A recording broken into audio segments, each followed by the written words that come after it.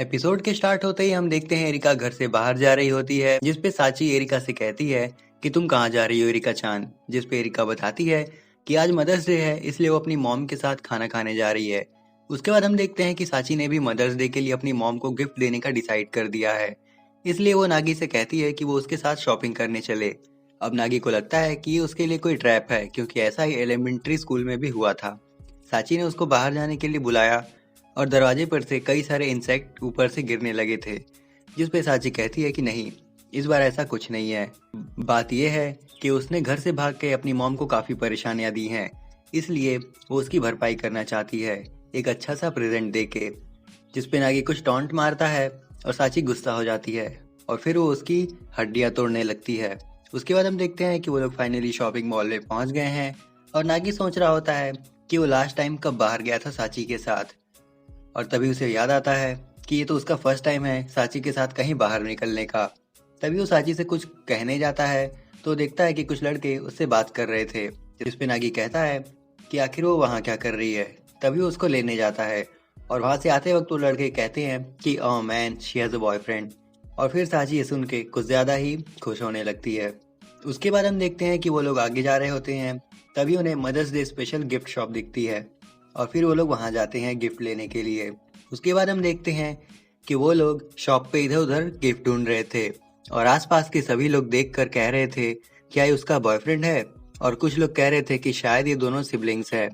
तभी हम देखते हैं कि उन्हें मॉम को गिफ्ट देने के लिए कुछ नहीं मिलता है, तो वो लोग एक जगह जाकर बैठ जाते हैं और आइसक्रीम खा रहे होते हैं और सोच रहे होते हैं।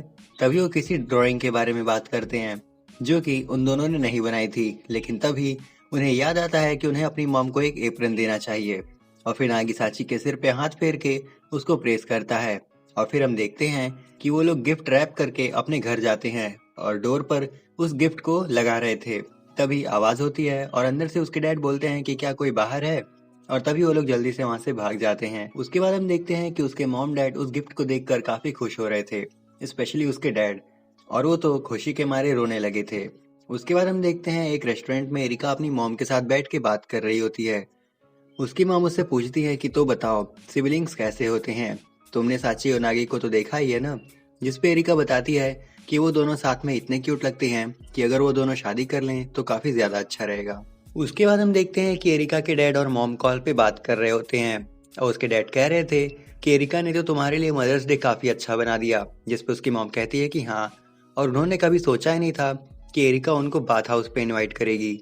उसके बाद हम देखते हैं कि एरिका बड़े ही कंसंट्रेशन के साथ कुछ देख रही होती है और तब हम देखते हैं कि वो कप नूडल बना रही होती है और जैसे स्टॉप वॉच का टाइमर खत्म होता है वो उस कप को खोलती है और देखती है कि उसके नूडल्स तैयार हो गए हैं और वो काफ़ी खुश हो जाती है, क्योंकि उसे ऐसा कभी नहीं देखने को मिला था। और जैसे ही वो उस नूडल को खाने जाती है तभी वो देखती है कि उसके डैड का मैसेज आया है। उसके बाद हम देखते हैं कि नागी अपने रूम में पढ़ रहा होता है और एरिका दौड़ते दौड़ते आती है और उससे कहती है कि नागी, हमें यहाँ से चलना है, जल्दी उठो। जिस पे नागी कुछ कहने जाता है तभी एरिका उसे खींचते हुए बाहर लेकर जाने लगती है।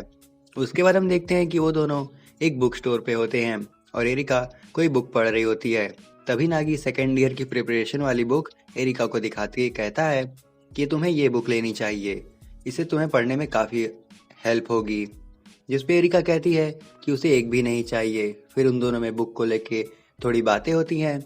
उसके बाद हम देखते हैं कि वो लोग बाहर आते हैं और एरिका एक जगह खड़े होकर बताती है कि वो अपना क्रेडिट कार्ड और फ़ोन नहीं लाई है, क्योंकि अगर वो अपना फ़ोन और कार्ड लाती तो लोग जीपीएस से उसको ढूंढ लेते। जिस पे नागी कहता है कि उसे कुछ समझ में नहीं आ रहा। फिर उससे पूछता है कि तो तुम्हारा अर्जेंट बिजनेस क्या था। जिस पे एरिका बताती है कि कोई अर्जेंट बिजनेस नहीं है, बात यह है कि घर पे डैड आ रहे हैं और मैं उन्हें देखना नहीं चाहती। उसके बाद हम देखते हैं साची अपने स्कूल से घर आ जाती है और वो देखती है कि सोफे पर एरिका के डैड बैठे हैं, लेकिन उसे पता नहीं था कि वो कौन है, इसलिए उन्हें चोर समझ लेती है और जोर जोर से चिल्लाने लगती है। उसके बाद हम देखते हैं कि साची उन्हें ग्रीन टी ला कर देती है और उनसे माफ़ी मांगती है, क्योंकि उसे पता नहीं था कि वो एरिका के डैड हैं और उसने उन्हें गलत समझ लिया। उसके बाद हम देखते हैं कि साची कहती है लगता है नागी फिर से अपना फ़ोन से दूर है, और वो कहती है कि शायद वो लोग जल्दी घर वापस आ जाएं। तभी एरिका के डैड कहते हैं कि मुझे नहीं लगता। उसके बाद हम देखते हैं कि एरिका के डैड साची को कहीं ले चलने को कहते हैं। उसके बाद हम देखते हैं कि एरिका और नागी आपस में बैठकर बात कर रहे होते हैं।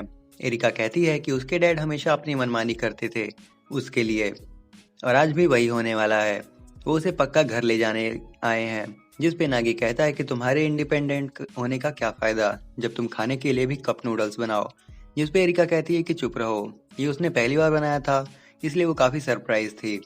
तभी नागी कहता है कि तो तुम क्या करने वाली हो, तुमने अपना फोन नहीं लाया, पैसे भी नहीं है और तुम घर भी नहीं जा सकती, और तुम यहाँ हमेशा बैठ भी तो नहीं सकती, तुम कब तक भागोगी।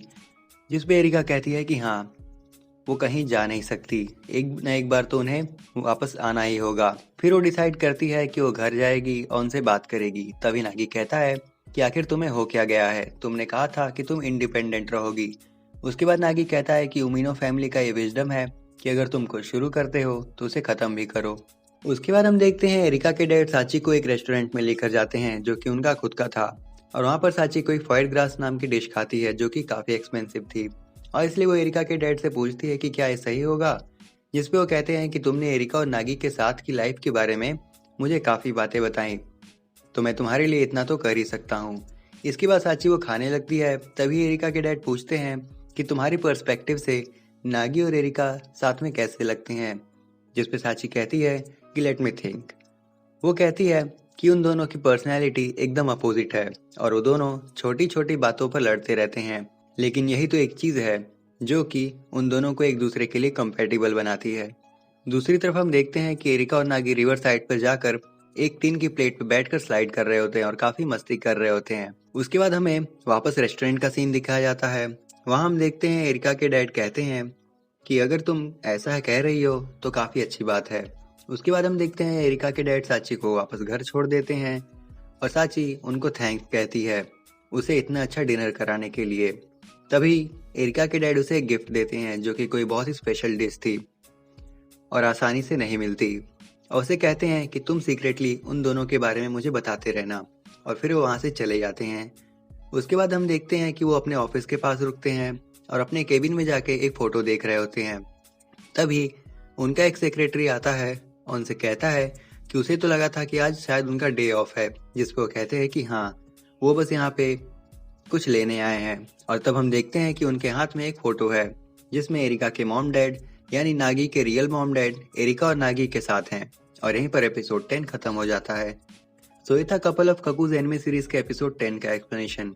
अब आप हमें कमेंट करके बता सकते हैं कि नेक्स्ट आप किस एनिमे सीरीज या एनिमे मूवी का एक्सप्लेनेशन देखना चाहते हैं। हम पूरा ट्राई करेंगे कि आपके रिक्वेस्टेड टॉपिक का एक्सप्लेनेशन आपको सर्व कर सकें।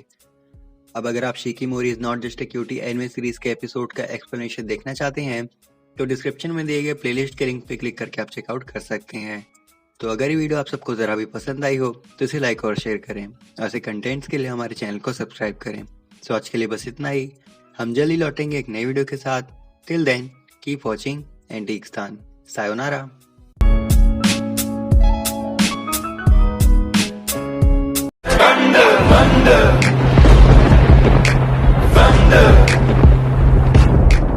She say, do you love me? I tell her only partly. I only love my bed and my mom.